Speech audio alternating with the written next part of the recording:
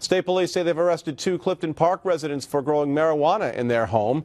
David Freedman and Tricia Doakmajian are now facing charges. Police say they found 13 plants growing in their home, as well as ecstasy and hashish, while executing a search warrant. Investigators also found 4 children living in that home. Now both of the suspects are facing child endangerment charges. New Jersey Governor Chris Christie is facing some new accusations, and now his staff is adamantly denying them. He's accused of withholding Superstorm Sandy relief funding from the city of Hoboken unless a certain deal was approved. Over the weekend, the Hoboken mayor, Dawn Zimmer, claimed the lieutenant governor made it clear the city would not get the money unless she approved of a politically connected deal involving real estate. The lieutenant governor, Kim Guadagno, came out today to say the accusations are untrue. Well, all that brings us to tonight's CBS6Albany.com web poll. We asked you if you think these scandals could hurt Christie's chances at a presidential run. The results at last check, pretty close. 48% of you say yes, you do. That could hurt his chances. 52% of you, they say no, you don't think these scandals will hurt his chances. Thanks to everyone who took the time to vote in tonight's poll. Well, there is more ahead. Investing in small business, which industry saw the biggest investments made last year. Plus, happiness and your health. What kind of impact experts say a happy life has on people as they get older. And the cold continues to pour into the region. Just how low we go, how long it lasts, and how a coastal storm could affect at least a portion of the area tomorrow night with some accumulating snow. That's all next.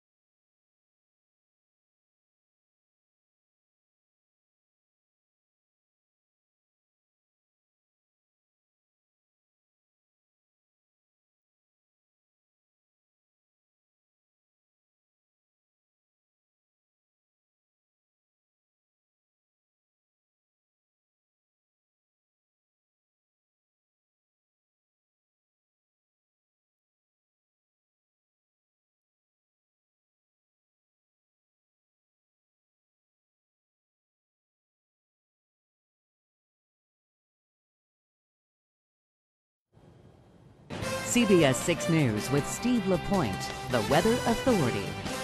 Well, it's all about the cold air now. Third big cold snap of the season.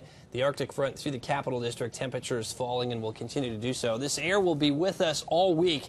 Temperatures by day generally 10 to 15 degrees, sub-zero wind chills throughout most of that period, especially during the overnight. In fact, Tuesday night, Wednesday, look to feature some of the lowest wind chills of this outbreak, at least initially. A brush with snow as well. That is a strong potential, especially for areas south and east of Albany, coming up Tuesday night as a large storm forms. It moves quickly, but it may bring some accumulating snow perhaps as far north as the Berkshires, Columbia, portions of Greene, Ulster, Dutchess, and Litchfield counties. Something we'll monitor, obviously, very carefully. As we head into next weekend, temperatures might come up a little bit, 20s, barely, but we'll be dealing with some snow showers as it looks like a clipper system will be affecting us. Right now, we've got a front moving through the snow that accompanied it today is now well south and east of the region. So the snow and the snow showers done. And clouds beginning to break a little bit with a gusty breeze. 25 at Albany, 5 at Montreal, with this great big giant reservoir of Arctic air now across much of central and eastern Canada, with a piece of it really breaking off and making a fairly direct hit here on the northeast.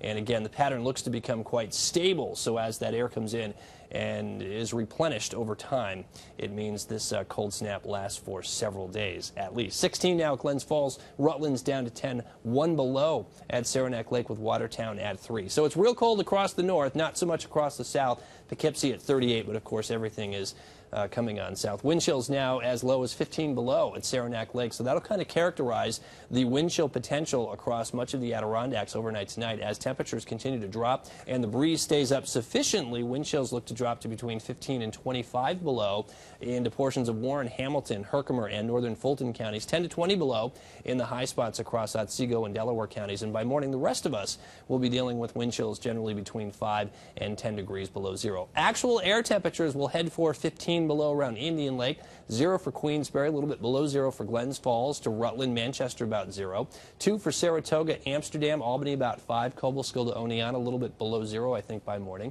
Hudson about 9, and Kingston dropping down to about 11 degrees. Now, we will get some sunshine tomorrow morning. It may not last that long as the clouds start to stream in during the afternoon. Temperatures, again, 10 to 15 or so, with a northerly breeze between 5 and 15 miles an hour. And all eyes will be on the coast Tuesday night as a pretty big storm develops due to the very strong temperature contrast and a disturbance heading in from the south and west. And that's going to mean some snow, maybe very heavy, for portions of New Jersey, New York City, Long Island, and southern New England. The question for us will be how far north and west the snow shield backs in, and it may back in farther than this simulation is showing. So the Berkshires into Columbia, Greene County on south, you folks will be susceptible perhaps to at least several inches of snow coming up with this storm as it quickly pulls on out. So by Wednesday it'll be gone, but the wind will be stronger, and this storm will actually act to pull in a slightly colder air mass. So it's only 12 to 13 Wednesday, Thursday, but again, very low wind chills Tuesday night through Wednesday.